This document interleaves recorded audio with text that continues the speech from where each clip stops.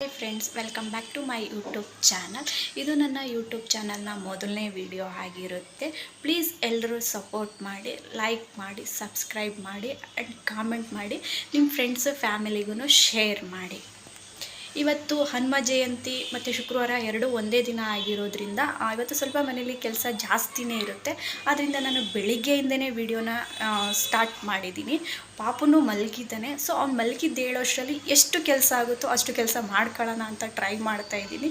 ಒಂದೊಂದು ಸ್ವಲ್ಪ ಕೋಳಿ ನಿದ್ದೆ ಅಂದರೆ ಗೊತ್ತಲ್ಲ, ಒಂದು 5 ನಿಮಿಷ 10 ನಿಮಿಷ, ಒಂದು ಮ್ಯಾಕ್ಸಿಮಮ್ ಅಂದರೆ ಒಂದು ಕಾಲು ಗಂಟೆ ವರ್ಷದಲ್ಲಿ ಬೇಗ ಎದ್ದು ಬಿಡ್ತಾನೆ. ಸೊ ಅವ್ನು ಮಲಗಿದ್ದು ಹೇಳೋಷ್ಟರಲ್ಲಿ ಎಷ್ಟಾಗುತ್ತೋ ಅಷ್ಟು ಮಾಡ್ಕೊಳ್ಳೋಣ. ಬನ್ನಿ ಫ್ರೆಂಡ್ಸ್, ಈ ದಿನ ಹೇಗೆ ಹೋಗುತ್ತೆ ಅಂತ ನೋಡೋಣ. ಫಸ್ಟು ಪಾಪು ಮಲಗಿಸಿದ ಮೇಲೆ ಮನೆ ಕಸ ಎಲ್ಲನೂ ನೀಟಾಗಿ ಗುಡಿಸ್ಕೊಂಡೆ. ಹಾಗೆ ಸ್ವಲ್ಪ ಪಾತ್ರೆ ಇತ್ತು, ಅದನ್ನು ಕೂಡ ಎಲ್ಲನೂ ನೀಟಾಗಿ ತೊಳ್ಕೊಂಡೆ. ಮತ್ತು ಅಲ್ಲೇ ಗ್ಯಾಸ್ ಕಟ್ಟೆ, ಸಿಂಕು ಅವೆಲ್ಲನೂ ನೀಟಾಗಿ ಅಲ್ಲೇ ತೊಳ್ಕೊಬಿಟ್ರೆ ಟೈಮ್ ಸೇವ್ ಆಗುತ್ತೆ ಅಂತ ಅಲ್ಲಲ್ಲೇ ಎಲ್ಲನೂ ಕ್ಲೀನ್ ಮಾಡ್ಕೊಬಿಟ್ಟೆ.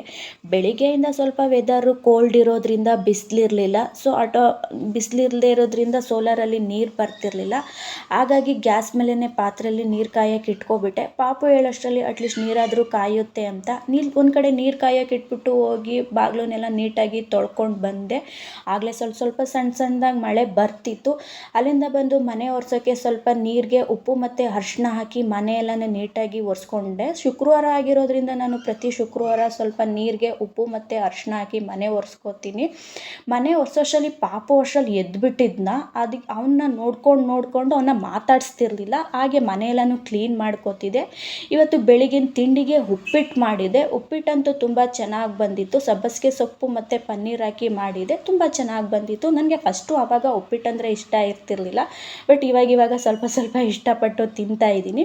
ಮತ್ತು ನಮ್ಮ ಮನೆಯವ್ರಿಗೆ ಬಾಕ್ಸ್ಗೆ ಹಾಕಿಟ್ಟು ಅವ್ರಿಗೆ ಕಾಲ್ ಮಾಡಿದೆ, ರೆಡಿ ಇದೆ ತಿಂಡಿ ಅಂತ. ಅವ್ರು ಬಂದು ಈಸ್ಕೊಂಡೋದ್ರು. ನಾನು ಆವಾಗಲೇ ತಿಂಡಿ ಮಾಡಿಕೊಂಡೆ. ಅಷ್ಟರಲ್ಲಿ ಪಾಪುನು ಎದ್ದಿದ್ನ ಅಂತ ಹೇಳಿದ್ನಲ್ಲ, ಅವನಿಗೆ ಸ್ವಲ್ಪ ಎಣ್ಣೆ ಮಸಾಜ್ ಮಾಡಿ ಸ್ನಾನ ಮಾಡಿಸಿ ಮಲಗಿಸ್ಬಿಟ್ಟು ನಾನು ಅಷ್ಟರಲ್ಲಿ ಸ್ನಾನ ಮಾಡಿಕೊಂಡು ದೇವ್ರ ಪೂಜೆಗೆ ರೆಡಿ ಮಾಡಿಕೊಂಡೆ. ಬೆಳಗ್ಗೆ ಬಾಗಿಲೆಲ್ಲ ತೊಳೆದಿದ್ರಿಂದ ಹೊಸ್ಲನ್ನು ಆವಾಗಲೇ ತೊಳ್ಕೊಂಡಿದ್ದೆ. ಇನ್ನೊಂದು ಸಲ ನೀಟಾಗಿ ಹೊಸ್ಲೆಲ್ಲನೂ ನೀಟಾಗಿ ಒರೆಸ್ಕೊಂಡು ಬಟ್ಟೆಯಲ್ಲಿ ಅದಕ್ಕೆ ಸ್ವಲ್ಪ ಅರಿಶಿನ ಎಲ್ಲ ಹಾಕಿ ಎಲ್ಲರೂ ಯಾವ ರೀತಿ ಪೂಜೆ ಮಾಡ್ತಾರೋ ಅದೇ ರೀತಿ ಮಾಡ್ಕೋತಿದ್ದೆ. ನಾನು ಆವಾಗ ಬೆಳಿಗ್ಗೆ ಒಂದು 6 ಗಂಟೆ 7 ಗಂಟೆ ಅಷ್ಟರಲ್ಲೆಲ್ಲ ಪೂಜೆ ಎಲ್ಲ ಮುಗಿಸ್ಕೊಬಿಡ್ತಿದ್ದೆ. ಬಟ್ ಇವಾಗ ಯಾವಾಗ ಫ್ರೀ ಇರುತ್ತೋ ಆವಾಗ ಮಾಡ್ಕೋತಿದ್ದೀನಿ. ಪಾಪು ಇರೋದ್ರಿಂದ ಫ್ರೀ ಸಿಕ್ಕಿದಾಗ ಪೂಜೆ ಮಾಡ್ಕೋತೀನಿ. ರೆಗ್ಯುಲರಾಗಿ ಅರಿಶಿನ ಗಂಧ ಎಲ್ಲ ಹಾಕಿ ಎಲ್ಲರೂ ಯಾವ ರೀತಿ ಪೂಜೆ ಮಾಡ್ಕೋತಾರೋ ಅದನ್ನು ನಾನೇನು ಎಕ್ಸ್ಪ್ಲೈನ್ ಮಾಡೋದಿಲ್ಲ. ಪೂಜೆ ಮಾಡ್ಕೋತಾರೋ ಅದೇ ರೀತಿ ಮಾಡಿಕೊಂಡೆ. ರಂಗೋಲಿ ಹಾಕುವಾಗ ಗಾಳಿ ಬೀಸ್ತಿರೋದ್ರಿಂದ ರಂಗೋಲಿ ಎಲ್ಲ ಹಿಂದಕ್ಕೆ ಬರ್ತಾಯಿತ್ತು. ಪೂಜೆ ಎಲ್ಲ ಆಯಿತು. ತುಳಸಿ ಕಟ್ಟೆನೂ ಎಲ್ಲ ನೀಟಾಗಿ ಒರೆಸ್ಕೊಂಡು ಪೂಜೆ ಮಾಡಿಕೊಂಡೆ. ತುಳಸಿ ಗಿಡ ಫಸ್ಟು ಇದ್ದಿದ್ದು ಸ್ವಲ್ಪ ಒಣಗೋಗಿತ್ತು ಅಂತ ನನ್ನ ಹಸ್ಬೆಂಡು ಇವಾಗ ಬೇರೆ ತಂದು ನೆಟ್ಟಿದ್ದಾರೆ. ಅದು ಇವಾಗ ಚಿಕ್ಕದಾಗಿ ಬೆಳೀತೈತೆ, ತುಂಬ ಚೆನ್ನಾಗಿ ಬೆಳೀತೈತೆ. ಪೂಜೆ ಎಲ್ಲ ಆಯಿತು. ಪೂಜೆದು ನಾನೇನು ವೀಡಿಯೋ ಮಾಡ್ಕೊಂಡಿಲ್ಲ, ಸಿಂಪಲ್ಲಾಗಿ ಪೂಜೆ ಮಾಡಿಕೊಂಡೆ. ನಾನು ಸ್ವಲ್ಪ ಪೂಜೆ ಕಳಶ ಎಲ್ಲ ಎತ್ತಿಕ್ಬಿಟ್ಟಿದ್ದೀನಿ, ಅದೇನಕ್ಕೆ ಅಂತ ಆಮೇಲೆ ಹೇಳ್ತೀನಿ. ಮಧ್ಯಾಹ್ನ 1 ಗಂಟೆ ಆಯಿತು. ಊಟಕ್ಕೂ ರೆಡಿ ಮಾಡ್ತಾಯಿದ್ದೀನಿ. ಊಟ ಏನು ಸಿಂಪಲ್ಲಾಗಿ ಮಾಡ್ತಾಯಿದ್ದೀನಿ. ಮತ್ತು ಪಾಪುಗೆ ಬೆಳಿಗ್ಗೆಯಿಂದ ಏನೂ ಕೊಟ್ಟಿರಲಿಲ್ಲ ಅಂತ ಸ್ವಲ್ಪ ಅವನಿಗೆ ಆ್ಯಪಲ್ ಪ್ಯೂರಿ ಮಾಡೋಕ್ಕೆ ಅಂದ್ಬಿಟ್ಟು ಆ್ಯಪಲ್ನ ತೊಳೆದು ಸಿಪ್ಪೆಲ್ಲ ಒರೆದು ನೀಟಾಗಿ ಕಟ್ ಮಾಡಿಕೊಂಡು ಅದನ್ನು ಸ್ವಲ್ಪ ಒಂದು 6ರಿಂದ 8 ನಿಮಿಷ ಬಿಸಿನೀರಲ್ಲಿ ಬೇಯಿಸ್ಕೊಂಡಾದಮೇಲೆ ಅದನ್ನು ಸ್ವಲ್ಪ ಆರಿದ್ಮೇಲೆ ಮಿಕ್ಸಿ ಜಾರ್ಗೆ ಹಾಕ್ಬಿಟ್ಟು ಅದನ್ನು ರುಬ್ಬಿ ಅವನಿಗೆ ತಿನ್ನಿಸ್ದೆ. ಅಷ್ಟರಲ್ಲಿ ಆಲ್ರೆಡಿ ಟೈಮ್ ಆಗಿಬಿಟ್ಟಿತ್ತು. ಸೊ ನಾನು ಶಾಪ್ಗೆ ಹೋದೆ ಅವ್ರಿಗೆ ಊಟಕ್ಕೆ ಕಳ್ಸೋಣ ಅಂತ. ಮಧ್ಯಾಹ್ನ ಪೂಜೆ ಮುಗಿಸಿ ನಾನು ಊಟ ಮಾಡಿಕೊಂಡು ನನ್ನ ಹಸ್ಬೆಂಡನ್ನ ಊಟಕ್ಕೆ ಕಳ್ಸೋಣ ಅಂತ ಶಾಪ್ ಹತ್ರ ಹೋದೆ. ಊಟನೂ ತೊಗೊಂಡು ಪಾಪುನೂ ಕರ್ಕೊಂಡು ಹೋಗೋಕ್ಕಾಗಲ್ಲ, ಅದಕ್ಕೋಸ್ಕರ ಅವ್ರನ್ನೇ ಕಳ್ಸೋಣ ಅಂದ್ಕೊಂಡು ಹೋದೆ. ಅವರು ಬಂದು ಊಟ ಮಾಡಿಕೊಂಡು ಶಾಪ್ ಹತ್ರ ಬಂದರು. ಶಾಪ್ ಹತ್ರ ಬರೋ ಅಷ್ಟರಲ್ಲಿ 3:30 ಆಗಿತ್ತು.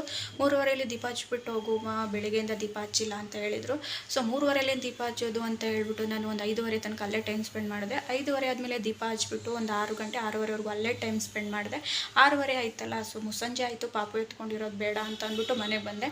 ಮನೆಗೆ ಬಂದು ದೀಪ ಮತ್ತೆ ಈವ್ನಿಂಗು ದೀಪ ಹಚ್ಬಿಟ್ಟು ಇಲ್ಲಿ ಇವತ್ತು ಹನುಮ ಜಯಂತಿ ಇರೋದ್ರಿಂದ ಪೂಜೆ ಮೆರವಣಿಗೆ ವೀರಗಾಸೆ ಎಲ್ಲ ಮೆರವಣಿಗೆ ಮಾಡ್ತಾಯಿದ್ರು. ಅದನ್ನು ಸ್ವಲ್ಪ ಹೊತ್ತು ಪಾಪಿಗೆ ತೋರಿಸ್ಬಿಟ್ಟು ಅದಾದಮೇಲೆ ಬಂದು ಅಡುಗೆಗೆ ರೆಡಿ ಮಾಡ್ಕೋಬೇಕಿತ್ತು. ಅಡುಗೆ ಏನು ಸಿಂಪಲ್ಲಾಗಿ ಮಾಡೋಣ ಅಂತ ಹೇಳ್ಬಿಟ್ಟು ಟೊಮೊಟೊ ಸಾಂಬಾರು ಮತ್ತು ರೈಸು, ಏನಾದ್ರು ಸ್ವೀಟ್ ಇರಲಿ ಅಂತ ಹೇಳ್ಬಿಟ್ಟು ಪಾಯಸ ಮಾಡಿದೆ. ಅದನ್ನು ಸ್ವಲ್ಪ ವೀಡಿಯೋ ಮಾಡ್ಕೊಳ್ಳೋಣ ಅಂತ ಇದ್ದೆ. ಬಟ್ ಪಾಪ ಹೋಗಿ ಹೊಸ್ಲ ಹತ್ರ ರಂಗೋಲಿ ಎಲ್ಲನೂ ಒದ್ರೋದು ಮತ್ತು ಹೂವೆಲ್ಲ ತೆಗೆದು ಬಾಯೊಳಗೆ ಇಟ್ಕೊಳ್ಳೋದು ಆ ಥರ ಮಾಡ್ತಾಯಿದ್ನ. ಅದರಿಂದ ನಾನು ಅಡುಗೆ ಕಡೆಗೆ ಜಾಸ್ತಿ ನಾನು ಗಮನ ಕೊಡೋಕ್ಕಾಗಿಲ್ಲ, ಪಾಪು ಕಡೆಗೆ ಜಾಸ್ತಿ ಗಮನ ಕೊಡೋಕ್ಕಾಗಿತ್ತು. ಸೊ ಅವನಿವಾಗ ಊಟ ಮಾಡ್ಬಿಟ್ಟು ಮಲ್ಕನ್ನ ಅಥವಾ ಇವತ್ತು ಈ ವಿಡಿಯೋನ ನಾನು ಇಲ್ಲಿಗೆ ಎಂಡ್ ಮಾಡ್ತಾಯಿದ್ದೀನಿ. ಪ್ಲೀಸ್ ದಯವಿಟ್ಟು ವಿಡಿಯೋನ ಕೊನೆವರೆಗೂ ನೋಡಿ. ನಾನು ಎಲ್ಲಾದರೂ ಕರೆಕ್ಷನ್ ಮಾಡ್ಕೋಬೇಕು ಅಂತ ಹೇಳಿದ್ರೆ ದಯವಿಟ್ಟು ನನಗೆ ಕಮೆಂಟ್ ಮೂಲಕ ಹೇಳಿ, ನಾನು ಅದನ್ನು ಕರೆಕ್ಷನ್ ಮಾಡ್ಕೊಳ್ಳೋಕ್ಕೆ ಟ್ರೈ ಮಾಡ್ತೀನಿ. ಇದು ಫಸ್ಟ್ ವಿಡಿಯೋ ಆಗಿರೋದ್ರಿಂದ ನನಗೂ ಸ್ವಲ್ಪ ನರ್ವಸ್ ಇದೆ. ಹೇಗೆ ಮಾಡಬೇಕು, ಹೇಗೆ ಮಾತಾಡಬೇಕು, ವಿಡಿಯೋ ಹೇಗೆ ಮಾಡಬೇಕು ಅನ್ನೋದು ಸ್ವಲ್ಪ ನರ್ವಸ್ ಇದೆ. ಪ್ಲೀಸ್ ಎಲ್ಲರೂ ಸಪೋರ್ಟ್ ಮಾಡಿ, ಸಬ್ಸ್ಕ್ರೈಬ್ ಮಾಡ್ಕೊಳ್ಳಿ. ಆದಷ್ಟು ಜನ ನೋಡ್ತಿರೋರು ಸಬ್ಸ್ಕ್ರೈಬ್ ಮಾಡ್ಕೊಳ್ಳಿ, ಶೇರ್ ಮಾಡಿ, ಲೈಕ್ ಮಾಡಿ. ನಿಮ್ಗೇನು ಅನಿಸುತ್ತೆ ಅದನ್ನು ಕಾಮೆಂಟ್ ಮಾಡಿ. ದಯವಿಟ್ಟು ಸಪೋರ್ಟ್ ಮಾಡಿ ಅಂತ ಹೇಳ್ತಾ ನನ್ನ ವೀಡಿಯೋನ ನಾನು ಇಲ್ಲಿಗೆ ಎಂಡ್ ಮಾಡ್ತಾಯಿದ್ದೀನಿ. ಮತ್ತು ಇವತ್ತು ಇಲ್ಲಿ ಹನುಮ ಜಯಂತಿ ಅಂತ ಹೇಳ್ಬಿಟ್ಟು ಮೆರವಣಿಗೆ ಎಲ್ಲ ಮಾಡಿದ್ರು. ಆ ಕ್ಲಿಪ್ಪು ಸ್ವಲ್ಪ ವೀಡಿಯೋ ಮಾಡ್ಕೊಂಡಿದ್ದೀನಿ, ಅದನ್ನು ನಾನು ಲಾಸ್ಟಲ್ಲಿ ಇದನ್ನು ಟ್ಯಾಗ್ ಮಾಡ್ತೀನಿ. ಸೊ ನೋಡಿ, ಅದಕ್ಕೆ ನಾನು ಯಾವುದೇ ಬ್ಯಾಕ್ಗ್ರೌಂಡ್ ಮ್ಯೂಸಿಕ್ ಕೊಡಲ್ಲ. ಯಾಕೆಂತ ಹೇಳಿದ್ರೆ ಆ ಸೌಂಡ್ ಇದೆಯಲ್ಲ, ಅದು ತಮಟೆ ಸೌಂಡ್ ಆಗಿರ್ಬೋದು, ಓಲ್ಗು ಸೌಂಡ್ ಆಗಿರ್ಬೋದು, ಅದು ಒರಿಜಿನಲ್ ಸೌಂಡ್ ಇದ್ರೇ ಅದಕ್ಕೊಂಥರ ವ್ಯಾಲ್ಯೂ. ಸೊ ಅದು ನಾನು ಯಾವುದೂ ಇದು ಮಾಡಿಲ್ಲ, ಬೇರೆ ವಾಯ್ಸ್ ಓವರ್ ಕೊಟ್ಟಿಲ್ಲ. ಸೊ ಅದು ನೋಡಿ, ಲೈಕ್ ಮಾಡಿ, ಶೇರ್ ಮಾಡಿ, ಸಬ್ಸ್ಕ್ರೈಬ್ ಮಾಡ್ಕೊಳ್ಳಿ. ಪ್ಲೀಸ್ ಸಪೋರ್ಟ್ ಮಾಡಿ. ಗುಡ್ ನೈಟ್, ಬಾಯ್.